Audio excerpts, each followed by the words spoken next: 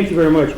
This is a book called Firm Belief, which is our history of Phillips Lytle, and of which your grandfather is a part.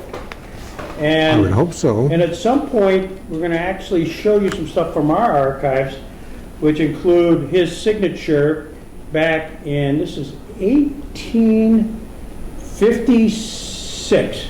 Whoa. So this is 19 years old. He'd been 19 years old working for a law firm in Buffalo as a clerk. Right. And when he started his, his mentorship, if you will. So we found some of this stuff, and I'll share it with you. And at some point, Thank you. And at some point, I'm also going to show you. This is a signature on a document, and also I know you're a history guy, and I know this means a lot to you. This is an autograph of Santana. Look at that. Oh, yeah. There's that line. I've said that one once or twice. Exactly. Because that's part of your world as far as just the mission is to go out and to, teach history. I mean, making sure history isn't lost. Oh, yeah. STEM is a wonderful thing, but STEM doesn't mean as much without an H in there somewhere. Yeah.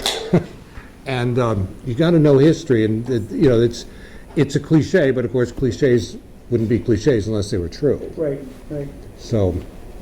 When did you obviously you're a Cleveland, you're George Cleveland. Was there an aha moment at age 10 saying, oh my God, I'm the grandson and I am somebody? I so wish I had just an amazingly astonishing answer to that, but I don't, because I have absolutely no idea when I first realized that who that big portrait in our living room was. Mm-hmm. And somewhere along the line, obviously, I figured it out. It's I don't know if you've heard the story. I need to tell you this. It's a huge portrait by Anders Zorn, which is now in the National Portrait Gallery. And it was in our house, and my uncle Francis Cleveland he was an actor, and he started what is now the oldest professional summer theater in the United States in New Hampshire, the Barnstormers. He was friends with it. He was in the original Broadway production of Our Town. Did a lot of acting, knew a lot of early actors whose names we all know, one of whom was Joseph Cotten. And so Joseph Cotten was touring, I think this was in the 40s, with Katharine Hepburn in the Philadelphia Story. And they went to Baltimore, where my family is from. And so my father and Joseph Cotten connected, and he said, well, come over for cocktails after the theater. And he said, okay. He said, would it be all right if I bring Miss Hepburn with me, referring to Katharine Hepburn? And so, yeah, I think that would be okay. She walked in, and at the time, this portrait was at the end of the hall, and she walked in, looked at it, and said, my, what a marvelous likeness of President Taft. So my uncle wasn't real fond of her after that story got out. But, I honestly, I just don't remember. But it was somewhere along the line, I realized there was some big deal involved. Did your dad ever sit down and kind of talk to you, saying, George, this is the facts of our family? To some degree, not as much as one would have liked. That's Richard, right? What's that? Richard, right, exactly. And my father, as you probably know, was an attorney with Sems, Bowen and Sems in Baltimore. And he had a lot of very unusual cases. He was Whittaker Chambers' attorney in the Hiss Chambers case in the lawsuit that followed the original trial. No, because my father was 11 when my grandfather died. So they didn't have a lot of history together. Most of the stories had to do with hunting and fishing. And he taught my father everything there was to know about hunting and fishing, which is what Grover would much rather have been doing than any of the other things. So he had a lot of interesting stories there. There was, Grover was not a boffo one-liner kind of guy, but he managed to get a few of them. One of my father's favorite stories was what I call the famous shotgun story. Is that they were having dinner at Princeton, where they had moved after they left the White House, and they were having a dinner party, and my grandmother said to my grandfather, "Can we please have one meal where we don't talk about shotguns?" And he said, "Okay, I promise I will not bring it up unless someone else does." So my grandmother leaves the room, he goes to the butler, hands him a shotgun, and said, okay, 45 minutes into dinner, just shoot this off out the back door. So they're having a nice quiet dinner, and suddenly kablam, and he goes, and speaking of guns, so he did have a sense of humor, but said he wasn't, he was a pretty serious workaholic kind of guy. I mean, look how he became an attorney. He couldn't afford to go to college and law school, so he clerked. He was a major workaholic. I can't imagine the amount of work that took back then to pass the bar in that method. Yeah, and one of the things that I briefly was reading this, literally I have two documents where he's working with the law firm of Bowen and Rogers, and he's 19 and 21 in these here. Right. So clearly he was becoming a clerk, one doing satisfaction or judgment, and then one doing what a lot of lawyers did early on in life. You earn money by serving process. You're paid to go serve summons and complaints. So literally you had to sign an affidavit, and it's Grover Cleveland. So this was the beginning, and then ultimately... What a wonderful thing to have. I don't think I've ever seen anything from that early. So this literally, and I mentioned in a memo to our managing partner, Bob Green, when I found it back in 1993 or something like that, saying this is probably the first or the earliest effort of Grover Cleveland signing something law-related. I think I can't. Years old. Like I said, I've never seen anything else. Yeah. That's amazing. When you say you found it, how did you find it? Well, it was in an auction, I think, for whatever, $100 and some bucks, and it was law-related. Normally, people want to have what I've got here, which is an autograph of him in a presidential mode. Right, sure. That's the autograph. Right. Unless you're in the law firm of which he was a part, you'd say, that's kind of cool. Yeah. Let's just get that. In fact, one of those two that's on the wall there came from an auction that was part of that. So, hence the connection, and we're so glad you're actually here. Have you done much research on those early days of why he sort of gravitated towards the law? Was there? There's a lot of possibilities. It's one of the big tragedies, if you can call it that, of my grandfather was he never wrote an autobiography. He came that close toward the end of his life, and he just didn't feel he didn't feel it was anybody else's business. And in the great recent book, and say recent in the last 10 years, written by a guy named Troy Seneck, Man of Iron, he mentions that he had been almost persuaded, but he ran out of time, and we would have found so much more then. The law interested him. He was in Fayetteville, New York, and Holland Patton. He was on his way to Cleveland, Ohio, which we had relatives there because the family helped found that city, and he got stopped on Grand Island by his uncle Lewis Allen.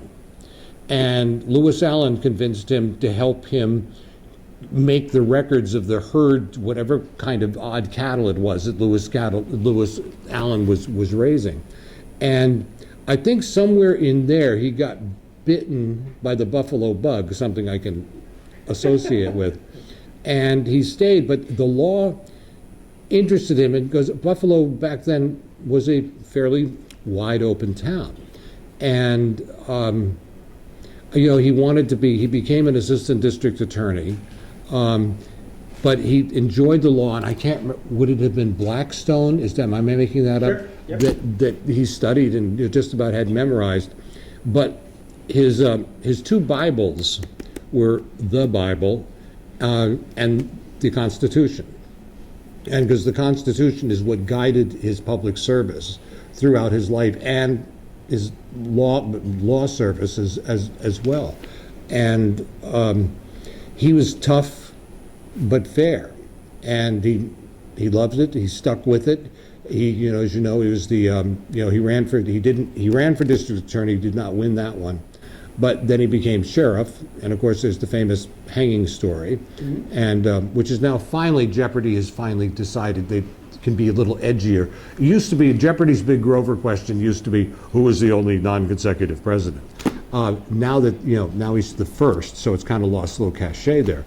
But now they're saying who was the only president that ever executed two people, and because he pulled the lever, because he didn't think two reasons. He didn't think underling should have to do the dirty work. And because he was physically very responsible, he said, "I'll do it instead of paying them extra." So that there was that, but it always and needless to say, it ruled his life. Fairness was a big one. One of the when he left office, he was offered many positions. Be on our board, because he had made friends with people like Carnegie's and Mellon's, many of those Gilded Age people. And they said, come, sit on our board and, come in 4 times a year. We'll give you $100,000 a year and life will be great. He wouldn't do that because he did not believe, deep breath, he did not believe you're supposed to benefit from public service. And, I've often What an odd concept. I've often mused to myself, gee, 100,000 shares of Pennsylvania Railroad from 19 something. How might that have changed my life today? But he held to that, and he wouldn't give in, and he had a much better time hanging around Princeton and having talks with students, and it's what he loved. Early on, he got connected with Wilson Bissell, who was the Right. district attorney at the time, and hence the assistant of relationship. And that ultimately found favor in the form of our genealogy. Right. And ultimately, also, I learned just yesterday that Wilson Bissell then became Postmaster General. I mean, there was that whole connectiveness. Mm-hmm. Does that, as you study Bissell, that it kind of goes back to the 1850s and works its way up? He was, he trusted him, and that's what it was. It was odd because once a few years ago I was visiting Grover Cleveland High School, now I prep at Grover, and a young girl student came up to me, and she was a Bissell. She was a teacher. Was she a teacher? She's a science teacher. Right, and so and I said I love that. I said to meet somebody you're related to by office. So I mean, Bissells and things are still here. There's another interesting coincidence. Charlie Blaine. Charlie Blaine was an attorney here. His and of course Grover defeated his great-great-grandfather, not sure how many greats there were, James G. Blaine, in the 1884 election, which even by our standards of dirty elections today was considered one of the dirtiest there was. Blaine, James G. Blaine, Continental Liar from the state of Maine. That was kind of the rejoinder to Mama, where's my pa? Gone to the White House, ha, ha, ha. And Charlie Blaine Jr., I think he's a junior, and I have become extraordinarily close friends. We kind of met through the internet, and his political leanings changed somewhat from those of his forebears, but he still maintains very close ties to Buffalo, and he'll, when the Bills and the Patriots come together, one of us will send the other a snide little message. Well, I am 75 years old, and hence Charles Blaine was very much part of my world. Uh-huh. And I remember getting a document similar to this thing here, James G. Blaine, and sending it to him during the election. Right. And so, yeah, funny you should bring him up. Mm-hmm. That's a lot of connectiveness here. And the fact that your grandfather never went to college. Right. Desperately wanted to go to Hamilton College, but he had to go to work. Yep. And read for the law and passed the bar at the earliest age possible. It's identical to Robert Jackson. It's the same narrative. He was the chief American prosecutor at the Nuremberg trial, and I was the founder of a Jackson Center down at Jamestown. As things that are connectiveness here. I had an uncle named John Amon who was also a prosecutor at the Nuremberg trial. Absolutely. He married my grandfather's sister, Marianne. This fits into the Ripley's, believe it or not. Exactly. Because we have audio of John Amon at Nuremberg, where he's prosecuted. So, off camera, we'll give you that stuff. Right, exactly. No, it's the circle of life. Exactly. So I chomp on a Baby Ruth candy bar. Chomp right away. Yeah. So tell me the real story there. Oh, I don't know. I don't know if I'm getting led on. Talking to lawyers about this one could be tricky.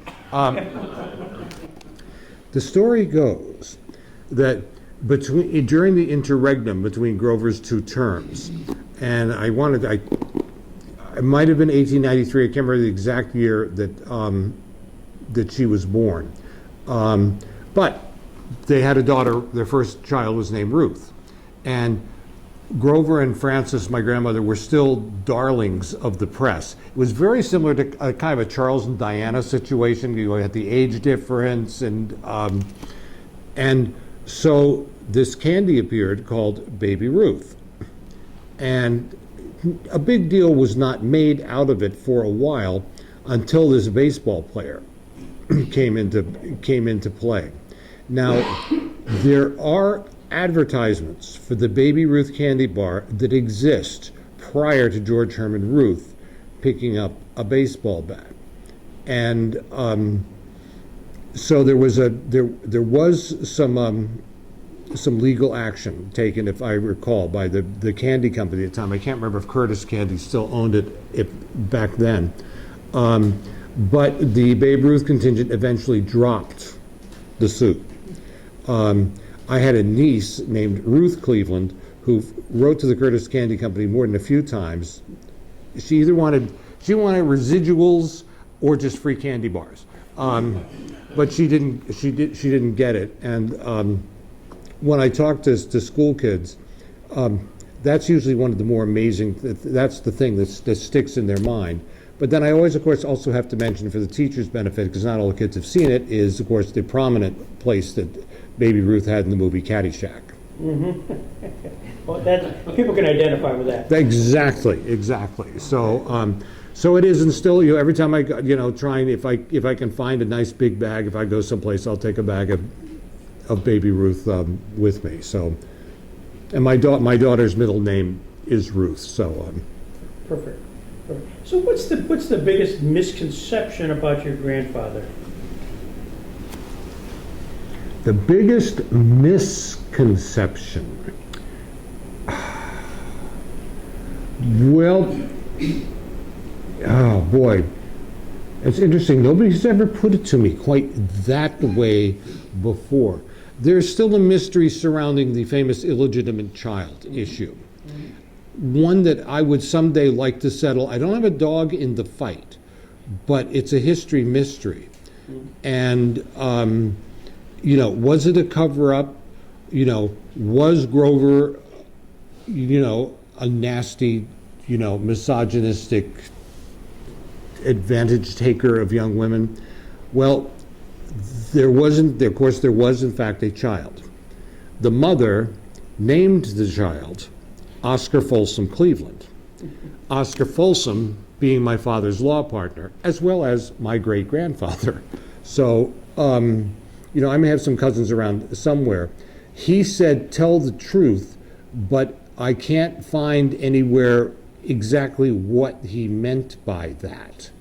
The family theory has it the father may have been Oscar Folsom, because he was kind of a rake, and for one thing, and of that kind of pack that Grover ran with, Grover was the only unmarried one.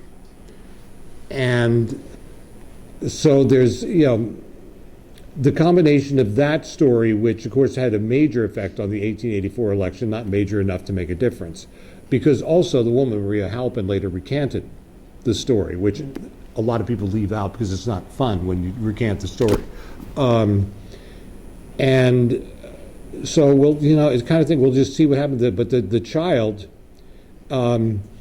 ended up, he was brought up, this is really, talking about oddities. He was raised at the Buffalo Protestant Orphan Asylum, which seems to be on Edward and Virginia Street. And right across the street from the Buffalo Protestant former orphan asylum was my grandmother's house. So it is not out of the question that my grandmother, as a young girl, could have looked across through that fence and seen the child playing, have no clue what that might play later on. Wow. Can't prove it yet. Someday I would need to get permission, because Maria Halpin had other children, and I need to get permission from them. But I'd love to just kind of have somebody do a little digging, literally, and see, because there's I have Oscar Folsom's DNA. I have his hair, and not there. I don't have any hair there, but I have his hair carefully preserved at home. Grover's DNA is all over the place. His tumor from his famous jaw operation is on display at the Mutter Museum in Philadelphia. If you've never been there, can't recommend it highly enough. I went there once, did the show Mysteries at the Museum with Don Wildman there, so I got to, as I put it, meet my grand tumor. But so that, it could be proven. And again, don't have a dog in the fight. If it's not my grandfather, it could have been my great-grandfather. It might not have been anything, but it would just be nice to see what really happened. But as you guys are probably way more familiar than I am, exhumations and that kind of thing are expensive. But we're working on it. Buffalo has a very, very strong history team at all levels. So I started to try and get this going right before COVID started, and then that kind of put the kibosh on it. So there's a lot of misconception about that. That followed him around a lot. He was a workaholic. Some people were not pleased with him. He dealt with Civil War pensions was a big issue, and he would study every single one himself, including Confederate war pension claims. And he'd work till 2 a.m. I can't imagine it was the healthiest thing to do, because he did become kind of a big guy, not as big as Taft, and he answered the phone himself at the White House. So, but his grandmother was there. My grandmother is a very important part of all this, as she was, first of all, the daughter of a prominent Buffalo attorney, Oscar Folsom, born and raised in Buffalo, educated at Wells, which is, of course, unusual enough for a woman in that era. And but she was incredibly supportive, and I think she would have loved to have been able to have had that relationship go on a little longer than she did. But she always spoke. She never, according to those, I don't remember her, because she lived for 50 years, I think, after he had died. She was the first lady to get remarried. She actually married a guy who was an interim president of Wells, Thomas Preston. So just one of those things kind of lies out there, and the answer is hidden somewhere. It's like, you find things you didn't expect to find, and suddenly there they are in the back of a drawer someplace. Was there a lot of correspondence? I mean, the history shows that Oscar Folsom, partner Grover Cleveland, Oscar Folsom dies. Grover kind of continues caring for the widow, right, and somewhat quasi-guardianship, if you will. That's exactly the right word. Back to guardianship, yeah. And leads to a little correspondence, and then I think a proposal via mail. You are absolutely correct, and done very formally. He wrote to Francis's mother, Emma, asking permission to correspond with his daughter. I mean, the things were done the right way. And when the press found out that it sounded like Grover may be courting a Miss Folsom, they thought it was Oscar's widow. Little did they know that it was not, and they did. And for some reason, I want to remember that I think she was in Scranton, or he was in the letter. The proposal letter went to Scranton, Pennsylvania, figures in there somewhere, and she said yes and did it, and was an extraordinary first lady. But also just from the standpoint of interesting history, so Grover was a bachelor for the first 2 years in the White House. His sister, Rose Cleveland, known as Libby, served as White House hostess. And what is interesting about Rose is that Rose, as my uncle always used to say, my Uncle Francis, who had such a great way with words, referred to her as a woman's woman. But she was a lesbian, and had a deep relationship with a woman named Evangeline Whipple, whom they had to break the relationship up because Evangeline ended up marrying an Episcopal bishop of Minnesota. And so, that's getting a little hairy. But then after the bishop had died and my aunt had left the White House, they ended up being in a relationship together for the rest of their lives, moved to Baglia di Lucca in Italy, and they both died as a result of having caught the 1918 flu while they were caring for children in a hospital. And what's even more, there's a wonderful book called Precious and Adored, and a friend of mine edited it, and it's their love letters, and they're great. They're steamy. There was one line that my family always brings up late in a dinner party that began, "Oh, Clevie, my Viking." So we use that a lot. There is a fairly well-known composer and songwriter in New York who has bought the rights. He's making a musical out of their relationship, and I've heard one song from it, and I think it's going to be a major hit because he's writing beautiful music, and why not? It's why not. So there's a little bit of every great. There was in there, and and she was there, kind of helping oversee the wedding, which took place in the Blue Room at the White House, which if you've ever been there, probably has the same area as this room. It's not huge. But it was just the cabinet was involved, invited family members, but they had good tunes. John Philip Sousa provided the music, yeah. So they had a wonderful life together, and she probably caused. She was head among about 900 other things. She was head of the American Needlework Guild, which caused over the course of a couple of wars to probably have more pairs of socks knitted than you could possibly imagine. She did all this quietly and never looked for fanfare. When my aunt and uncle started their summer theater in 1931, my grandmother, as my grandfather, were huge theatrical fans.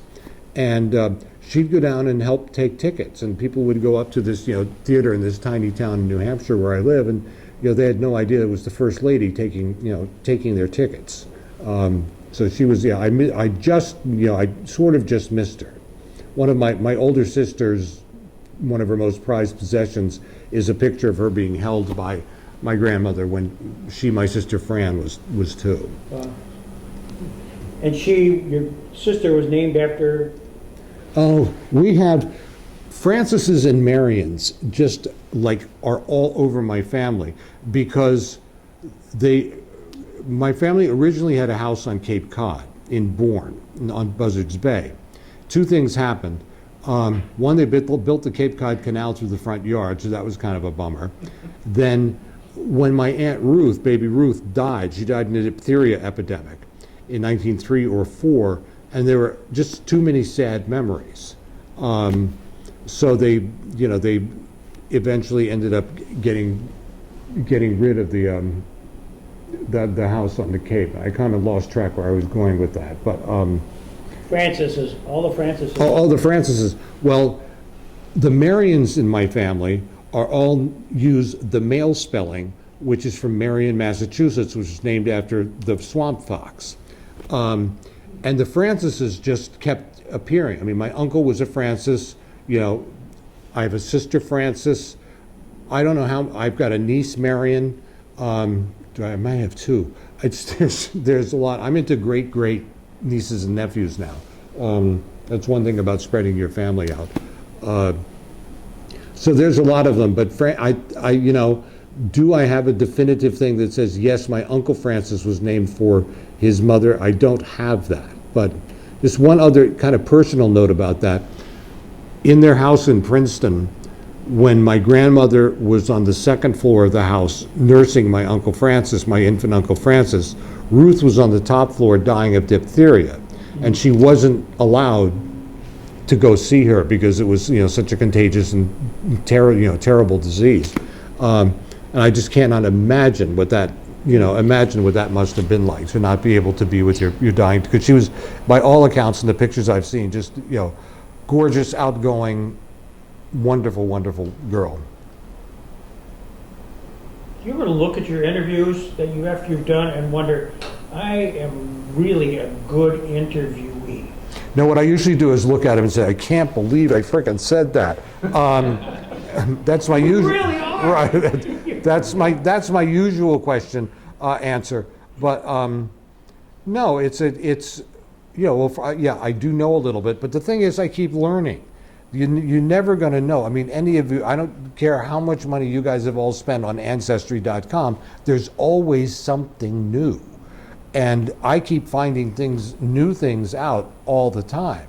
Lindsay Lauren Visser, who's the official Buffalo historian, she and her husband, Mark Polinars, the county executive, are both history freaks. And they both are great admirers of my grandparents. And I've learned so much just from hanging out and talking with them. Right now we're trying to see if we can trace my grandmother's engagement ring, which seems to have, nobody in my family has any clue. And the moral of that story is, if you have older relatives, talk to them, ask them the questions, because right now we have no elders left in our family. There's nobody left in the town where I live in New Hampshire that remembers my grandmother. And, we have the stories to go by, but, in the case of, my mother attempted to, my father passed away in 1974. He had a stroke, and he was cognizant, but not that cognizant. And my mother attempted to do an interview with him. And that tape was on a cassette tape. We all know what happened to cassette tapes. They ended up in the back of drawers and stuff. Well, my sister exhumed this and got it transcribed. And I found out amazing things. For example, that we have there's a group called the Society of Presidential Descendants that's been around for about 3 or 4 years now. I was listening to this tape, and my father was talking about life as a boy in Princeton and going out hunting and fishing. And then he said, and then the Garfields. And my mother said, you mean as in President Garfield? I said, oh yeah, the Garfields, we were very, very close friends. Well, I found this out 3 weeks before I was going to an event where I was going to be talking with Jay Garfield, who's the great, I lose track of my grades. And it was amazing, because here's this connection between our families 100 years ago. And life in a place like Princeton, New Jersey. My father told a wonderful story about a very wealthy man who lived in Princeton. And at Christmas time, this guy would go to FAO Schwartz in New York, the toy store of the planet. He'd buy half the place out, take it back to his house in Princeton, invite every kid in Princeton to his house and let them pick out gifts. And I said, you don't hear about that very kind of thing very much anymore. But all these, it's so often, yes, big things in history are important, but it's the little things that are the foundation of history. When I talk to kids, and I say, if you're going to go interview, I've done this several times with kids that are going to go interview their grandparents or an older person. I said, ask them what was it like when they got up in the morning 65 or 70 years ago? What was the difference? And, did they brush their teeth? Did they have shredded wheat? What did they do? Because the concept of all your lights had to be out by sundown, because you had to save gas. And they said, what do you mean you had to save gas? And believe it or not, when I talk to middle schools, and this happened just recently, back on Flag Day, I was doing a couple of schools, and after the teachers are out of the way, and you're talking to the kids, the question I get the most frequently is, what video games did Grover like to play? So that's the kind of thing I think that we as a civilization have to kind of work on timelines a little better. But they don't know. We had the radio station where I work. We hired someone who was 24, and which was great, because all of us, we were all like, I think 50 was the youngest person at the time. And a friend of mine brought in an iPod and handed it to her. And this is a very intelligent young woman. And she was like thinking it was a phone. She didn't know. And I said, I still use my iPod. I got the battery replaced at some expense, but so it's history it's you just, as Mr. Santillana said, you're doomed to repeat it, but you can make more sense out of it if you know little things. That's why museums are important. Yesterday I had and it's just started to dawn on me what an incredible vibe this was. I was visiting Tweed Roosevelt, Teddy Roosevelt's great-grandson, and Massey McKinley, who's kind of a collateral descendant of William McKinley's brother, were here. We went to the Buffalo Museum, History Museum, and there's the gun that was used to shoot William McKinley. Not only that, but the handkerchief that he covered his hand with to get by security, thinking it was an injury. Well, to me, I don't think there's another assassination gun that's on public display like that. Then immediately after that, we went to the site of the Temple of Music to unveil a Pomeroy plaque.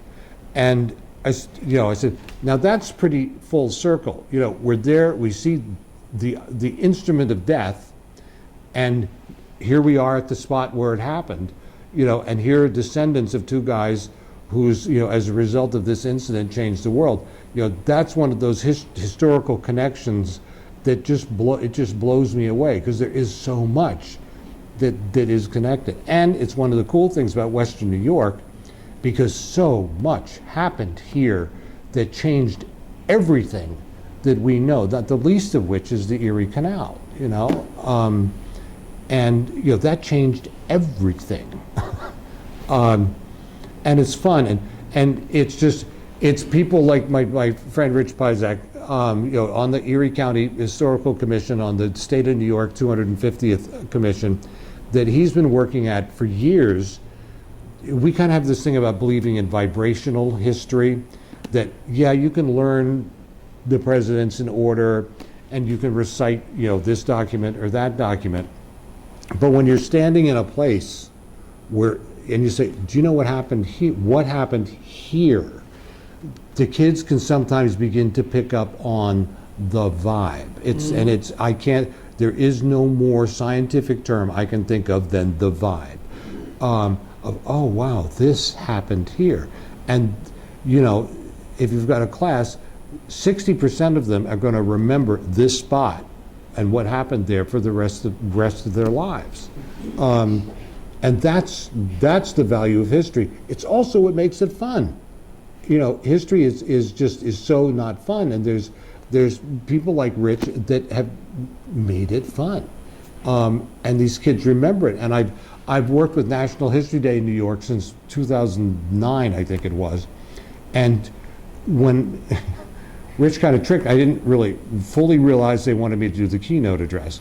And so I did that, and there I am in a room in Cooperstown with 300 or 400 kids screaming like they're at a pep rally, and they're screaming about history.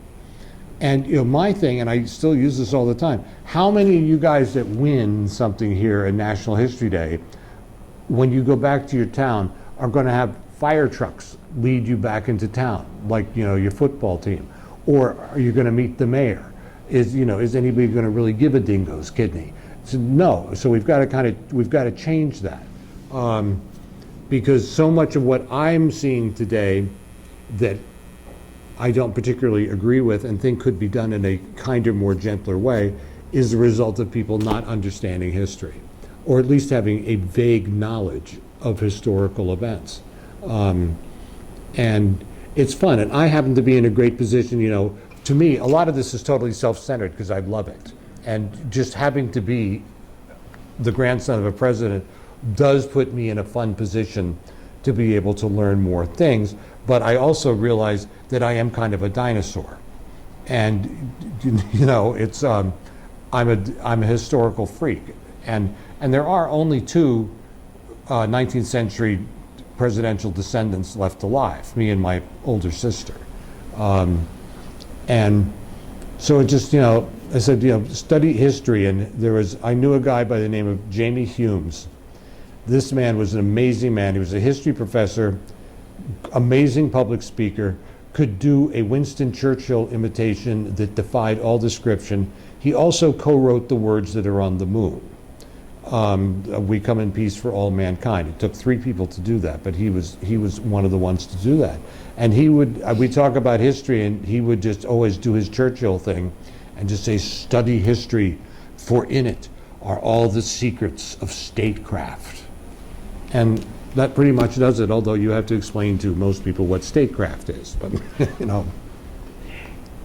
Timeline for somebody who's going to be watching this in 2026, and your grandfather was born in 1837. Correct. So they look at that and they go, not possible. No, it is. No, God, people just... But you'd say, can you walk us through how that timeline? As I said to somebody today, study your sex and math.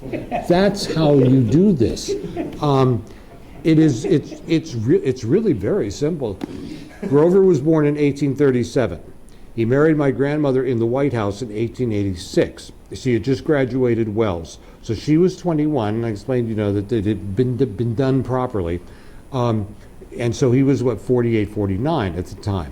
My father was born in 1897. He met and married my mother in 1943. She was teaching his kids from my father's first litter. So there was a 25-year gap between the two of them. So we really dropped 2 generations. As a result, I have 2 nephews older than I am. And I've got a niece who's almost exactly my age. And I'm also really happy to say we are an extraordinarily close family, and we're really, really been blessed by that, president or no president. It's just been, we're very, very lucky. But we get around and tell stories, and it's the kind of thing that somebody will say, well, I remember, Uncle so-and-so saying this, and they say, well, I never heard him say that. So then we'll get into an argument about that, and then I have to go into my research. And one nice thing is I probably have 80 books on Grover or on Grover's life or things that happened during his term. So I have to wade into there and attempt to get to the truth and get through the stuff that isn't not completely true, that's been passed along through other authors saying, well, it says in this book, but it was never proven. And Grover, I think the kind of the bottom line was, he really was honest to the point of being a cliche. I think the only 2 that come close to it, Jimmy Carter certainly comes close to it with his moral sensibility. Harry Truman was, of course, he had a few other things to deal with. And, but it's, when the Society of Presidential Descendants, when we get together, it's really interesting because we all have the same experience of people thinking odd things about you because you're a presidential descendant. Like, the one that usually is with me is they think you're rich. And they think you're rich, they think you're brilliant, they think you're stuck up. And that you live in a mansion someplace and you have carte blanche to wander around the White House. And usually none of those things are true. So, I suppose I got to throw one more misconception out. Grover was a large president. He was not, but back then, if you were corpulent, you were portly. You didn't have beer bellies. Because, and I've seen his menu, and it's terrifying. It's no wonder he died of congestive heart failure. I'm friends with Patricia Taft, who is a great-granddaughter, I believe, of President Taft. Absolutely wonderful, wonderful person. So we were asked on a forum once about misconceptions about our grandparents. And as she said, everybody thinks that, President Taft got stuck in the bathtub at the White House, a famous story. She goes, it's absolutely not true. He broke it. So It's fun, because I said, they're still unearthing things. There's still things that haven't been found. I have a friend who's a Civil War author, was doing research at Yale in a library, going through a bunch of papers nobody had been through, and there was a letter from Abraham Lincoln, signed by Abraham Lincoln, just sitting right there that Yale had no idea they had. And there are many more things like that.